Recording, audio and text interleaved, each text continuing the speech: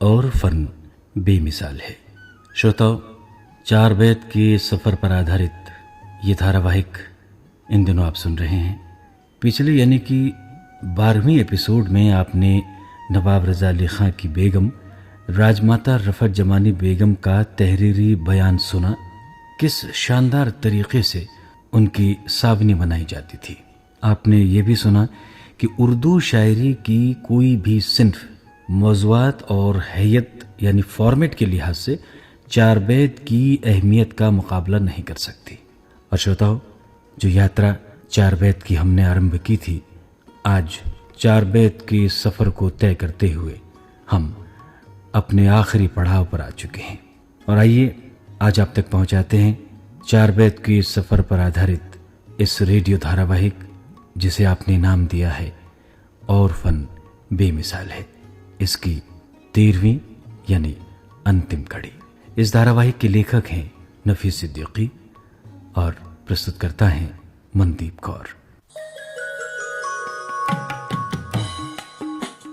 तारीखी रोहेलों का फन्ने सरोवर संभाले सहेजे गुम होती धरोहर। चार बैत के रंगों की मस्ती कमाल है, अखाड़े मशहूर और फन बेमिसाल है, और फन बेमिसाल है, और फन बेमिसाल है। चार बैत के इब्तिदाई दौर में अनपढ़ और मामूली पढ़े लिखे चार बैत कहने वालों के कलाम को गजल गो शोरा ने बड़ी नाकदरी से देखा, लेकिन जैसे जैसे पढ़े लिखे शोरा चार बैत के जोश और रिदम से मुतासिर होकर चार बैत के करीब आने लगे, चार बैत अपना रंग जमाने लगी और चार बैत में तज़मीन का सिलसिला भी शुरू हो गया। इब्तिदाई दौर में चार बैत को जो हमारे शोराए कलाम थे और बाइल्म लोग थे, उसको इतनी अहमियत नहीं दी उन्होंने। उसमें उनकी नज़र में उरूज़ की कमी थी, अलग अलग बहरों में थी, तो इसलिए उसको वो अहमियत नहीं मिली जो उसको मिलना चाहिए। क्योंकि कोई भी फोक चाहे किसी ज़ुबान का हो, उसमें इन बातों का ध्यान कम रखा जाता है और सीधे सच्चे जो जज्बात होते हैं उनका इजहार ज़्यादा अहमियत रखता है। और यही चार बैत के साथ है कि लोग दिन भर की थकन और दूसरी मसरूफियात के बाद शाम को एक जगह जमा होते हैं, बैठते हैं, कोई उन्होंने एक धुन सेट कर ली, उस पर किसी ने एक टुकड़ा लगाया, दूसरे ने कुछ लगाया, और इस तरह ये जो बनती चली जाती है एक फोक की शक्ल, तो उसमें बहर या उरूज या फ़न कम होता है, सीधे और सच्चे दिली जज्बात ज़्यादा होते हैं। यही वजह रही कि शुरू में हमारे जो अदीब थे उन्होंने चार बैत को वो मुकाम नहीं दिया। बाद में धीरे धीरे कुछ लोग इसमें आगे बढ़े और उन्होंने चार बैत को अपनाया, और जब उनका कलाम चार बैत में आया तो उसको ज़्यादा अहमियत मिली। दाग का ये शेर, तुम्हारे खत में नया एक सलाम किसका था, न था रकीब तो आखिर ये नाम किसका था, पर अक्स ने क्या उस्तादाना तज़मीन की है। तुम्हारी खत में नया एक सलाम किसका था, न था रकीब तो आखिर ये नाम किसका था। न आज से तुझे हम उम्र भर सताएंगे, कभी न गैर के जानिब निगाह डालेंगे, वफा करेंगे निभाएंगे बात मानेंगे। तुम्हें भी याद है कुछ ये कलाम किसका था, तुम्हारे खत में नया एक सलाम किसका था। न छेड़ो जिक्र ये रहने भी दो यहीं का यहीं, जफाएं ऐसी भी होती हैं मेरी जान कहीं। हमारे खत के तो पुर्जे किए पढ़ा भी नहीं, सुना जो तुमने बदिल वो पयाम किसका था। तुम्हारे खत में नया एक सलाम किसका था।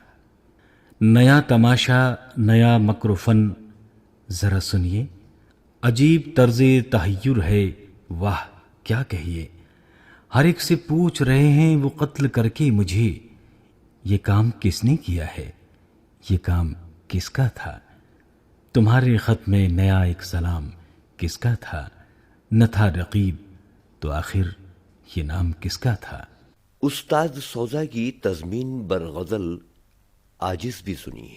सितमगर गैर की पहलू में जाना किससे सीखा है, हमारे खाक में अरमा मिलाना किससे सीखा है।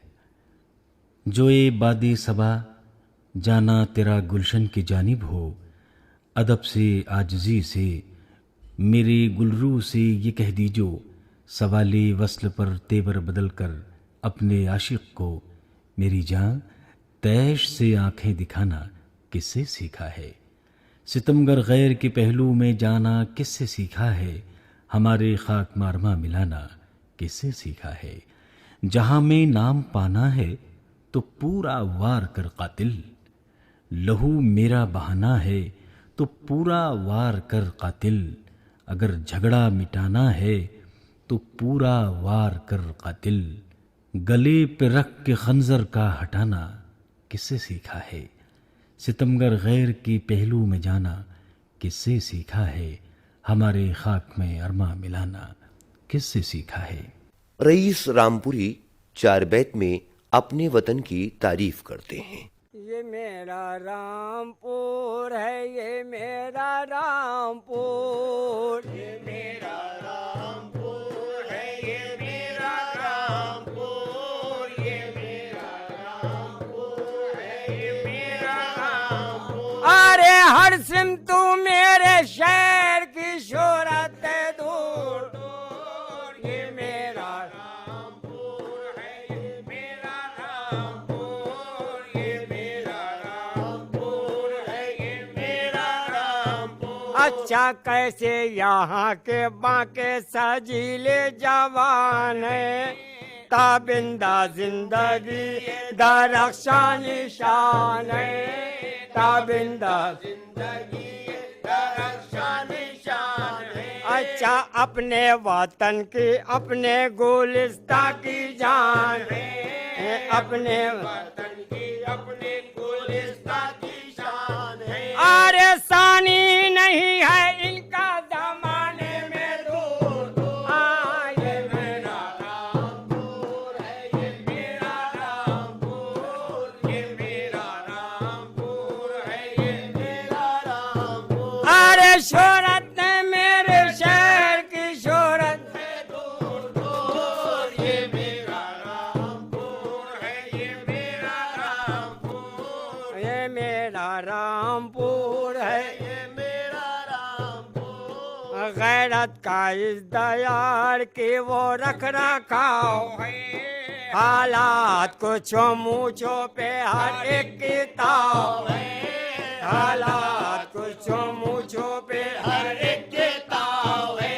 और जुर्रत से सबको एक तरह का लगाव है, जुर्रत से सबको एक तरह का लगाव है। अरे इजहारे बेबसी है यहाँ सर्वसर कसूर, ये मेरा रामपुर है, ये मेरा रामपुर, ये मेरा रामपुर है, ये मेरा रामपुर। अरे हर सिम तो मेरे शहर की शोहरत है दूर दूर, ये मेरा रामपुर है, ये मेरा रामपुर। हिम्मत में कोई कम नहीं, बूढ़ा हो या जवान, जिस फन में चाहे हाथ मिलाए कोई यहाँ, जिस फन में चाहे हाथ मिलाए कोई यहाँ। हर शेर का जवाब सवा शेर है यहाँ, हर शेर का जवाब सवा शेर है यहाँ। रहता है इस दयार में नीचा सारे गुरूर, ये मेरा रामपुर है, ये मेरा रामपुर, ये मेरा रामपुर है, ये मेरा रामपुर। अरे हर सिम तू मेरे शहर की शोहरत है दूर दूर, अरे ये मेरा रामपुर है, ये मेरा रामपुर, ये मेरा रामपुर है, ये मेरा रामपुर, ये मेरा रामपुर है, ये मेरा रामपुर। सदियां गुजर गईं, चार बैत गाई जाती रहीं। अपनी गुदड़ी में खुश रुहेला ना हालात की सख्ती और तंगदस्ती का शिकवा करते थे और ना जरूरत पड़ने पर किसी के आगे दस्ते सवाल दराज करते थे। भूखे हुए भी तो चार बैतें गाकर भूख मिटा लिया करते थे। कई नवाबों और जरदारों ने चार बैत की सरपरस्ती भी की। मौसीकारों, शायरों और तवाइफों को दरबार में नौकरियां भी दी, लेकिन भैंसा गाड़ी चलाने वाले, मेहनत मजदूरी करने वाले, चार बैत गाने वालों को नजरअंदाज ही किया और इन गैरतदारों ने भी कभी जरदारों की तरफ मुंह उठाकर नहीं देखा। तुम दिले नाशाद पर इतना सितम उठाते हो क्यों? तुम दिले नाशाद पर इतना सितम उठाते हो क्यों? तुम दिले नाशाद पर इतना सितम उठाते हो क्यों? अपना आशिक छोड़ कर घर गैर के जाते हो क्यों? तुम दिले नाशाद पर इतना सितम उठाते हो क्यों? इन हसीनों की मुहब्बत में बहुत से हैं अजाब, मालो ज़र सब ही लुटा और हो गया खाना खराब। फिर भी घर आए हो मेरे डाल कर रूख पर नकाब। लो चले आओ मेरी जान हमसे शर्माते हो क्यों? तुम दिले नाशाद पर इतना सितम उठाते हो क्यों? राह में मुझको मिले तो खुद किया मैंने सलाम। घूर कर गुस्से से वो बोले वालेकुम अस्सलाम। क्यों इशारे करते हो, क्या है तुम्हारा हमसे काम? मैंने कहा दिल रुबा जुल्मो सितम उठाते हो क्यों? तुम दिले नाशाद पर इतना सितम उठाते हो क्यों? बाद मुर्दन कब्र पर आ ए हो मेरी किस लिए? फातिहा के वास्ते अब हाथ उठाए किस लिए? रो रहे हो खूब दुनिया को दिखाने के लिए। खाक में मुझको मिलाकर अश्क बहाते हो क्यों? तुम दिले नाशाद पर इतना सितम उठाते हो क्यों? सोचता हूँ इश्क करने में नतीजा ये मिला, अपने बेगाने छूटे और दुनिया में रुसवा हुआ। अब निजामुद्दीन शाह गिरद मुनव्वर का हुआ, फिर भी उसके दिल पे बिजली गम की गिराते हो क्यों? तुम दिले नाशाद पर इतना सितम उठाते हो क्यों? तुम जिंदा दिली देखना हो तो चार बैते गाने वालों को देखिए। आम के पेड़ों पर अमियां आ गई हैं, रिमझिम फुहार पड़ रही है, कोयल कूक रही है, कभी कभी बिजली की गड़गड़ाहट भी सुनाई देती है। छप्पर के नीचे बांस की खटिया लेटा कोई मल्हार गा रहा है। बरसात आ गई पिया मौसम है प्यारा प्यारा, तोड़ो ना दिल हमारा। बरसात आ गई पिया मौसम है प्यारा प्यारा, तोड़ो ना दिल हमारा। काली घटाएं आन कर मुझको डरा रही हैं, आंखें दिखा रही हैं। अरे सखिया भी मेरी उंगलियां मुझ पे उठा रही हैं, बातें बना रही हैं। इस हाल में बताओ पिया कैसे हो गुजारा, तोड़ो न दिल हमारा। अरे काशी तू जाके जरा पिया को मेरे सुनाना, अच्छा नहीं सताना। अरे तुम जो नहीं हो पास तो अपना भी है बेगाना, दुश्मन हुआ जमाना। लावारसी समझ के किया सबने है किनारा, तोड़ो न दिल हमारा।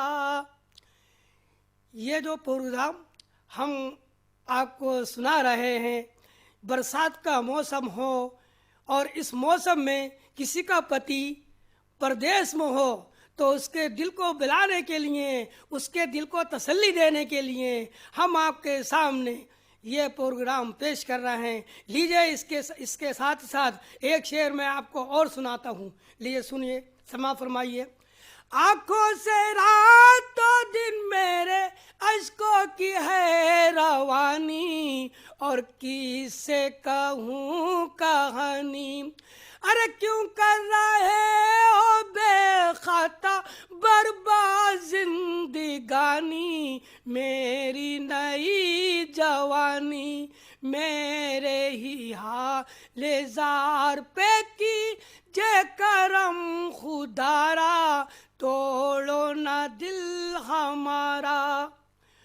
और काशी तू जाके जरा पिया को मेरे सुनाना, अच्छा नहीं सताना।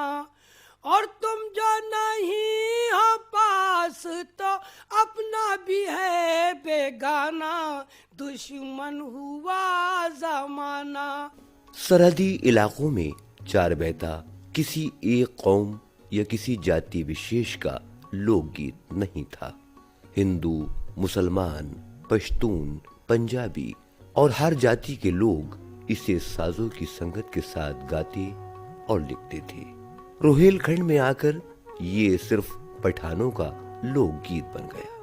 हालांकि चार बैत गाने वालों में दूसरी जातियां भी शामिल हो गईं, लेकिन इन सब का संबंध सिर्फ मुसलमानों से है। इसके मकबूल न होने की दूसरी वजह संगत में साजों का न होना भी है। चार बैत ने एक तवील सफर तय किया है। अफगानिस्तान से सरहदी इलाकों में आई। भाषा जरूर बदली, लेकिन जोश, वलवला और संगत के साज वही रहे जो अफगानिस्तान में थे। रोहेलखंड में आकर भाषा के साथ साथ उसकी हैयत यानी फॉर्मेट ने नए नए रूप भी इख्तियार कर लिए। हालांकि जोश और वलवला पश्तो और हिंद को चार बैता जैसा रहा। मौज़ूआत में भी इजाफा हुआ, मकामी आबो हवा का रंग भी चढ़ा, लेकिन संगत के साज खत्म हो गए। चार बैत राजस्थान और भोपाल में भी पहुंची, लेकिन मौलिकता में कोई तब्दीली नहीं आई। संगत में सिर्फ तंबल ही रहा। राजस्थान तो लोकगीतों की धरती है, कुछ न कुछ मकामी असर पड़ना तो स्वाभाविक था, लेकिन पठानी राग सिर्फ पठानी राग की पुरानी रविश पर कायम रहा। इस पर राजस्थानी लोकगीतों और राजस्थानी भाषा का कोई प्रभाव नहीं पड़ा। सरकारी स्तर पर चार बैत को मान्यता दिलाने के लिए सबसे पहले रामपुर रजा लाइब्रेरी रामपुर के पूर्व डायरेक्टर स्वर्गीय इम्तियाज अली खां अर्शी की कोशिश से इतना जरूर हुआ कि चार बैत का प्रसारण आकाशवाणी रामपुर से सप्ताह में एक बार शुरू हो गया। आकाशवाणी रामपुर के प्रसारण क्षेत्र के चार बैत के कलाकारों के ऑडिशन हुए और चार बैत की पार्टियों को रेडियो स्टेशन पर गाने का मौका मिल गया। शमशीर बकब फिरता है वो ऊंचा दाहन चुप, अरे क्या खूब निकाला है नया तर्ज चलन चुप, अरे शमशीर बकब फिरता है वो ऊंचा दाहन चुप, अरे क्या खूब निकाला है नया तर्ज चलन चुप।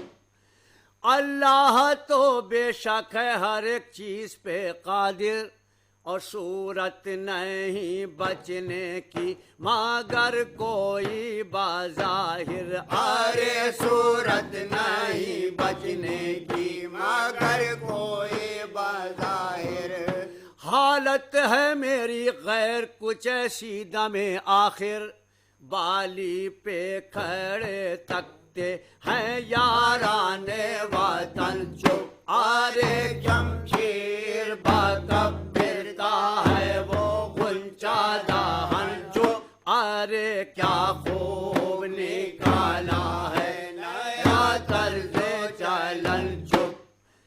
ऐ दिल तो खुदा के लिए उल्फत का न ले नाम, खुद देख ले उस आशिक बदनाम का अंजाम, अरे खुद देख ले उस आशिक बदनाम का अंजाम। जो लोग बसर करते थे बा इज्जत आराम, मिट्टी में पड़े सोते हैं बेगोरों का फन चुप, अरे क्या नया तर्ज चलन चुप, अरे शमशीर बकब फिरता है वो ऊंचा दाहन चुप, अरे क्या खूब निकाला है नया तर्ज चलन चुप। क्यों कर हो गुजर बुलबुले नाला का चमन में, हासिल हो मजा क्या गुले खंदा का चमन में, अरे हासिल हो मजा क्या गुले खंदा का चमन में। ये रोब है उस सर्वे खिरामा का चमन में, सौसन की जुबां बंद तो है सर्वे चामन चुप, अरे खूब निकाला है नया तर्ज चलन चुप, अरे शमशीर बकब फिरता है वो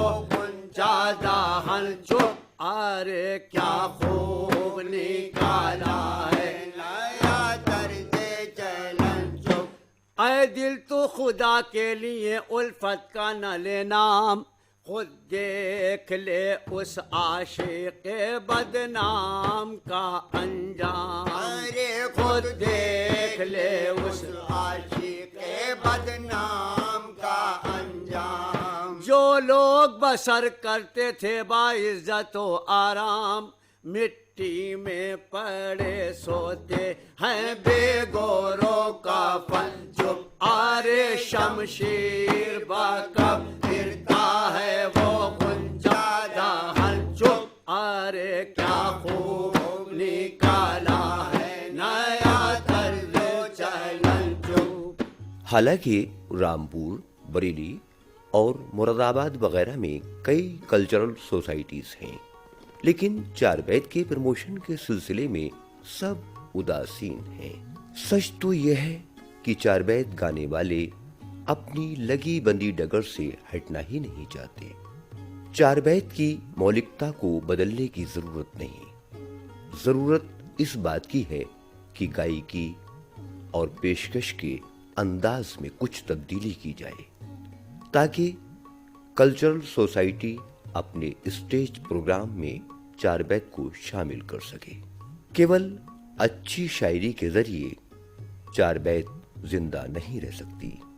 अपनी मौलिकता को कायम रखते हुए पेशकश के अंदाज को बदलने की जरूरत है। गाने में अट्रैक्टिव एक्शन की जरूरत है। चार बैत या पठानी राग जिन लोगों की कोशिश से आज जिंदा है वो सब मेहनत कश हैं, जो अपनी जिंदा दिली की वजह से इसे जिंदा रखे हुए हैं। वो जीविका के लिए नहीं, शौकिया गाते हैं।